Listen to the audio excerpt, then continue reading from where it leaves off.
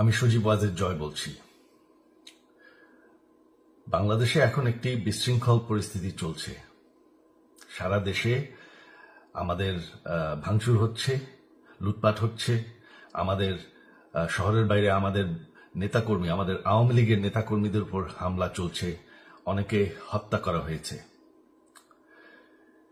এই পরিস্থিতিতে আমি বলতে চাই, আওয়ামী লীগ হচ্ছে বাংলাদেশের সবথেকে পুরাতন গণতান্ত্রিক এবং সবথেকে বড় দল। আওয়ামী লীগ কিন্তু মরে যায়নি। আওয়ামী লীগ এই দেশকে, বাংলাদেশকে স্বাধীন করেছে। আওয়ামী লীগকে শেষ করা সম্ভব না।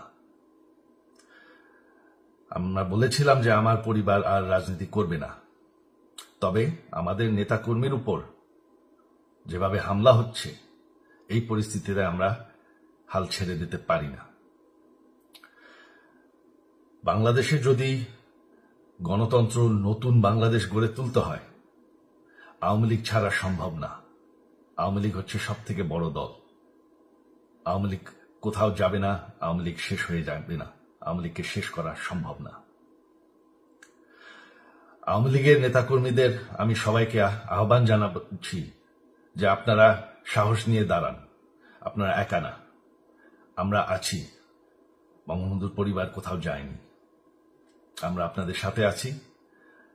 দেশকে, আমাদের নেতাকর্মীদেরকে, আওয়ামী লীগকে রক্ষা করার জন্য যা প্রয়োজন আমরা করতে প্রস্তুত।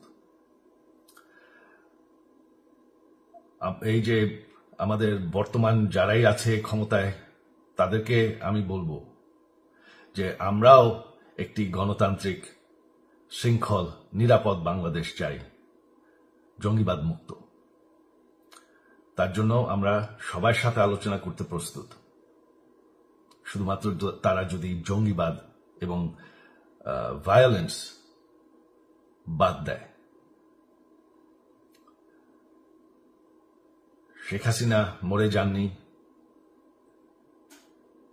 আমরা কোথাও যাইনি।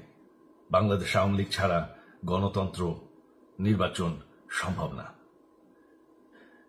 এই বলে আমি আমার কথা শেষ করছি। জয় বাংলা।